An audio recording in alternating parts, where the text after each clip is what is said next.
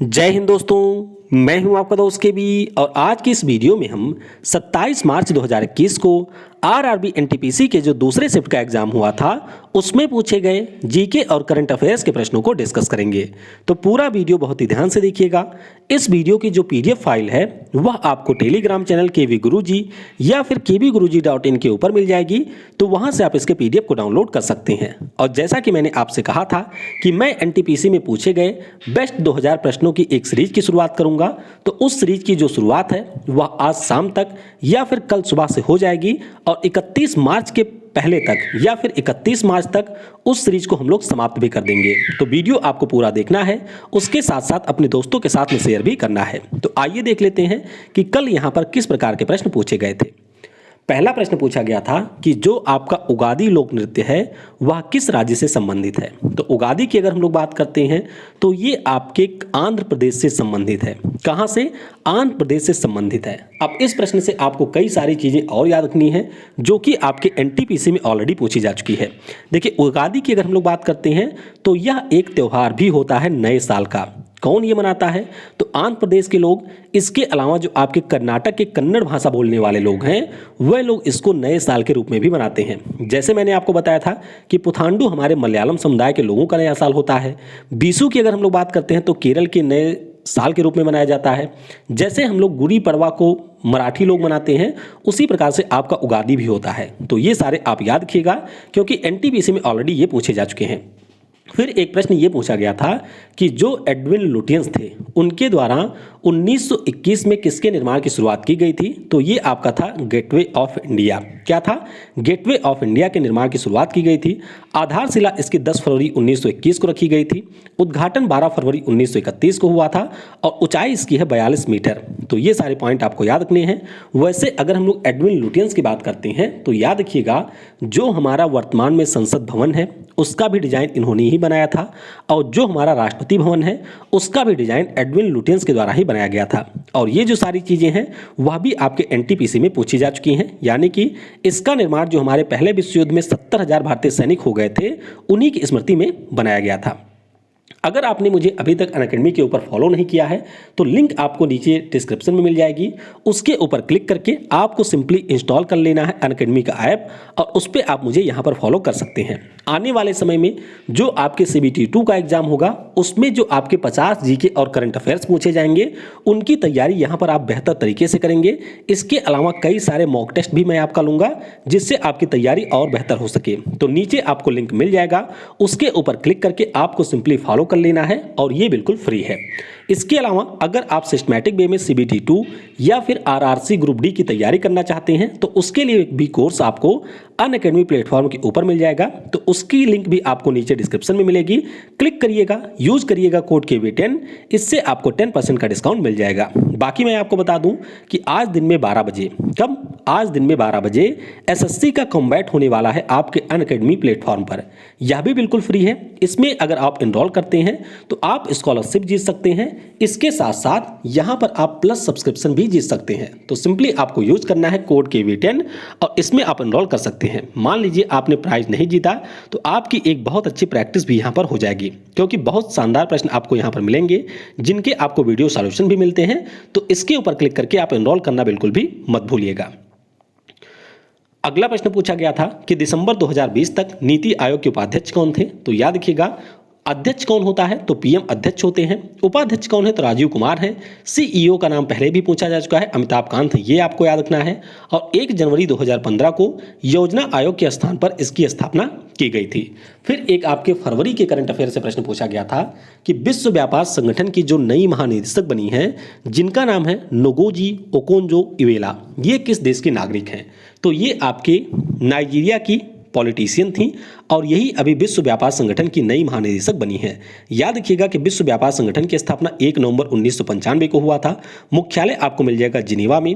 Robert एजेवेडो इससे पहले इसके महानिदेशक थे और WTO का जो 164वां देश था वह आपका 2016 में बना था अफगानिस्तान। और ये सारी चीज़ें आपके एनटीपीसी में पूछी जा चुकी हैं। अगला प्रश्न पूछा गया था कि 11वीं पंचवर्षीय योजना में कितने शहरों में सोलर की स्थापना की गई थी। तो इसका उत्तर हो जाएगा 60। क्या होगा? 60 शहरों में यहाँ पर सोलर की स्थापना की गई थी। फिर एक प्रश्न था कि 1857 की जो क्रांति हुई थी उस समय इस क्रांति को लखनऊ से किसने लीड किया था? तो लखनऊ से किसने किया था?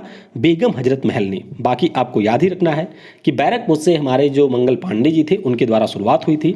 झांसी से इसको रानी लक्ष्मीबाई ने लीड किया था। इलाहाबाद और वाराणसी से लियाकत अली ने इसको लीड किया था। कानपुर से हमारे नाना साहब ने लीड किया था। तो ये सारी चीज़ें आपको याद रखनी है। अगला प्रश्न पूछा गया था कि सबसे हल्की जो ऊन है वह किस जानवर की होती है? तो यह एक टफ प्रश्न था और सबसे हल्की जो ऊन है वह आपको मिलेगी चीरू की। तो तिब्बत का एक एंटीलोप होता है जिसे हम लोग चीरू के नाम से जानते हैं। इसकी जो ऊन होती है उसकी क्वालिटी बहुत ही शानदार होती है और ये सबसे हल्की भी होती है। वैसे आपको याद रखना है कि हमारे यहाँ का जो काश्मीरी गोट है उसकी भी ऊन काफ़ी शानदार होती है।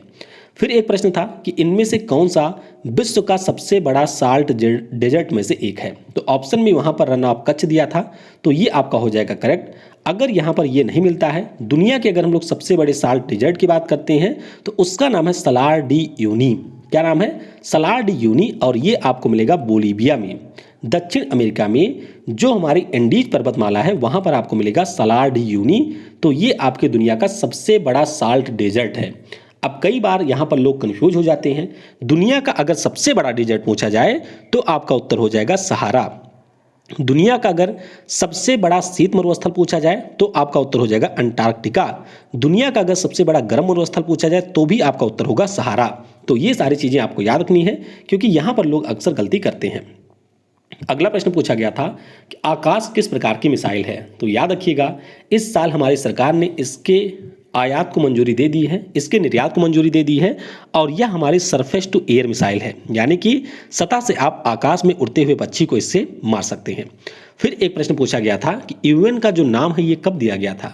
तो प्रश्न ऑलरेडी पूछा जा चुका है और उस समय मैंने आपको बताया था कि अमेरिका के जो राष्ट्रपति थे फ्रैंकलिन डी रूजवेल्ट, उनके द्वारा 1 जनवरी 1942 को इसका नाम दिया गया था। तो याद रखिएगा 1942 में यूएन नाम सबसे पहले दिया गया था। हालांकि इसकी स्थापना 24 अक्टूबर 1945 को हुई थी। फिर एक प्रश्न पूछा गया था कि इनमें से कौन सा सार्क का सदस्य देश नहीं है? तो सार्क के बारे में आप सभी को पता होगा कि इसमें कुल 8 सदस्य देश हैं। ये आपके सामने नाम दिया गया है। स्थापना इसकी 8 दिसंबर 1945 को हुई थी और काठमांडू में इसका मुख्यालय आपको मिलेगा। फिर एक प्रश्न पूछा गया था कि जीईओ का पूरा नाम क्या होता है? तो जीईओ हमारी एक कक्षा होती है, इसका पूरा नाम होता है जियो स्टेशनरी अर्थ ऑर्बिट या फिर जियो सिंक्रोनस अर्थ ऑर्बिट। तो दोनों में से जो भी आपका ऑप्शन में रहा होगा वह यहाँ पर हो जाएगा करेक्ट। फिर एक प्रश्न पूछा गया था कि स्वेज नहर का जो निर्माण है किस देश में किया गया है? तो इसका निर्माण हुआ है मिस्र में। कहाँ पर? मिस्र यानी कि इजिप्ट में इसका निर्माण किया गया है। और अभी कुछ समय पहले यह न्यूज में भी था क्योंकि चाइना की एक जहाज है जो कि इसमें जाकर के फंस गई थी। तो याद रखिएगा 17 नवंबर 1869 को ये आपका ओपन हो गया था। किसको जोड़ता है? तो लाल सागर यानी कि रेड सी को मेडिटेरेनियन सी यानी कि भूमध्य सागर से ये जोड़ता है। अगला प्रश्न पूछा गया कि जीवन का अधिकार किस अनुच्छेद के अंतर्गत दिया गया है? तो बहुत ही आसान सा प्रश्न था।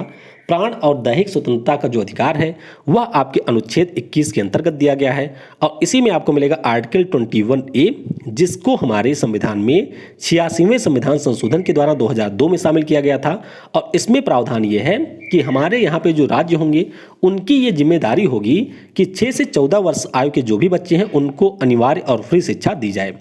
फिर एक प्रश्न आसान सा पूछा गया था, रिपीटेड है, कि ग्लूकोज में कार्बन के कितने परमाणु उपस्थित होते हैं? तो यहाँ पर आपको 6 परमाणु देखने को मिलेंगे। फार्मूला इसका हो जाता है C6H12O6, यानी कि 6 आपके कार्बन, हाइड्रोजन के आपको 12 और यहाँ पर ऑक्सीजन के आपको 6 परमाणु देखने को मिलेंगे।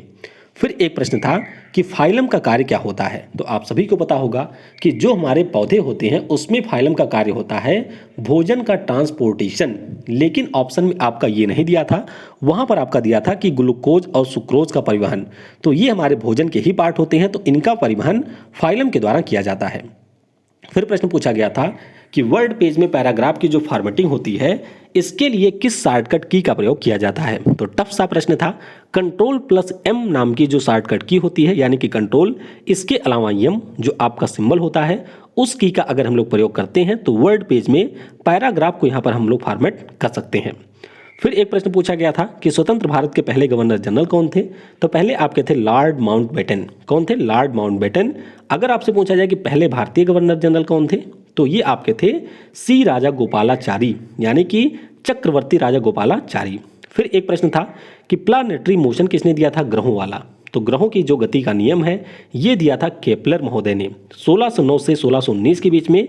कुल मिलाकर के 3 नियम इनके द्वारा ग्रहों के संबंध में दिए गए थे।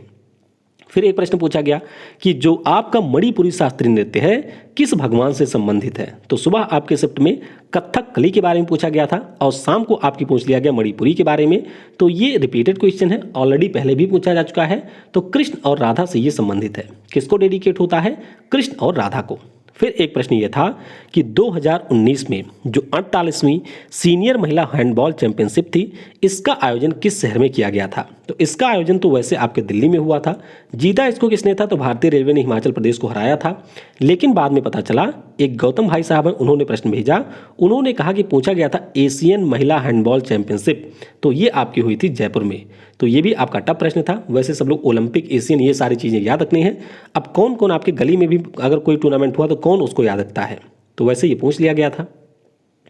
फिर एक प्रश्न पूछा गया था कि चौरा चौरी कांड कहाँ पर हुआ था। तो उत्तर प्रदेश का जो गोरखपुर है वहाँ पर 4 फरवरी 1922 को हुआ था। और इसी से दुखी होकर के हमारे जो गांधी जी हैं उन्होंने यहाँ पर असहयोग आंदोलन को क्विट कर दिया था। फिर एक प्रश्न पूछा था, टफ था थोड़ा सा, कि 2000 रुपए की जो नोट होती है उसकी डायमेंशन क्या होती है। तो इसकी डायमेंशन होती है 166 मल्टीप्लाई बाई 66 मिलीमीटर, ये इसकी डायमेंशन होती है। और इसके पीछे आपको मिलेगा मंगलयान। क्या मिलेगा, मंगलयान। फिर प्रश्न पूछा गया था कि यूनेस्को विश्व विरासत की सूची में कौन सा बायोस्फीयर रिजर्व शामिल है। तो अगर हम लोग विश्व विरासत सूची की बात करते हैं तो इसमें आपको 2 मिल जाएंगे, एक तो कंचनजंगा है, एक आपका सुंदरवन है। तो ये दोनों शामिल हैं। हालांकि अगर आपसे ये पूछा जाए कि यूनेस्को का जो मैप प्रोग्राम है उसमें कितने शामिल हैं, तो उसमें टोटल हमारे 12 शामिल हैं। सबसे पहले उसमें शामिल हुआ था नीलगिरी, और पिछले साल आपको याद होगा कि 2020 में पन्ना बायोस्फीयर रिजर्व को भी इसमें शामिल किया गया था, जो कि आपको मिलेगा मध्य प्रदेश में। तो पन्ना वाला प्रश्न भी ऑलरेडी पूछा जा चुका है, वह भी आप लोग यहाँ से याद रखेंगे। अगला प्रश्न पूछा गया था कि प्रोपेन का रासायनिक फार्मूला क्या होता है। तो यह एक प्रकार का एल्केन होता है। एल्केन का फार्मूला होता है CnH2n+2। तो ये फार्मूला होता है एथ, मेथ, और उसके बाद में तीसरे नंबर पे आता है प्रोपेन। इस फार्मूले में अगर आप 3 को रख देंगे तो सिंपली आपका उत्तर आ जाएगा C3H8। क्या होगा, C3H8, ये आपके प्रोपेन का फार्मूला होता है। फिर एक प्रश्न था कि 1943 में मुस्लिम लीग के द्वारा कौन सा नारा दिया गया था। तो याद रखिएगा, इन्होंने नारा दिया था डिवाइड एंड क्विट, यानी कि बांटो और छोड़ो।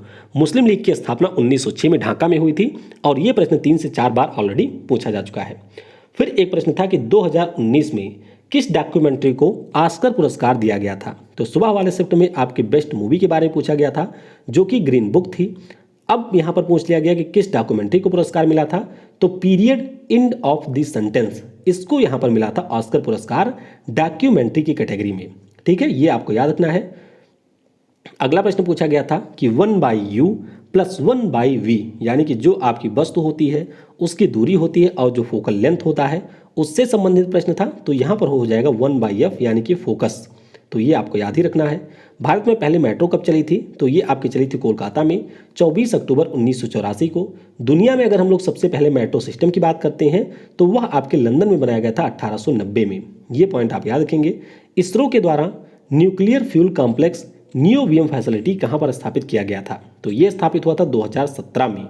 कब, 2017 में स्थापित किया गया था। कहाँ पर, तो हैदराबाद में इसको स्थापित किया गया था। ये पॉइंट भी आपको यहाँ से याद रखना है। एक प्रश्न मुझे और मिला है कि उत्तराखंड में जो भूकंप आते हैं उनके पीछे का कारण क्या है। अब देखिए, जो उत्तराखंड में भूकंप आते हैं इसके पीछे मेन कारण होता है टेक्टोनिक एक्टिविटी, यानी कि जो हमारी यहाँ पर ऑस्ट्रेलियन प्लेट है जो कि जाकर के यूरेशियन प्लेट से टकराई थी, तो उसी के कारण हमारे हिमालय का निर्माण हुआ था। तो वहाँ पर अगर किसी प्रकार की मूवमेंट होती है तो उसके कारण हमारे उत्तराखंड या फिर नेपाल में भूकंप आता है। तो ये सारी चीज़ें आपको याद रखनी है। तो वीडियो आपको कैसा लगा ये आप फीडबैक देख सकते हैं। बाकी जो हमारे 2000 करंट जो जीके की सीरीज है उसकी पहली वीडियो आज शाम तक या फिर कल सुबह तक आपको मिल जाएगी। अनअकैडमी के ऊपर आप मुझे फॉलो करना बिल्कुल भी मत भूलिएगा, क्योंकि वहाँ पर आप CBT 2 की तैयारी बहुत ही बेहतर तरीके से करेंगे मेरे साथ में। Thanks for watching. जय हिंद, जय भारत, और सबसे जरूरी, पढ़ेगा भारत तो बढ़ेगा भारत।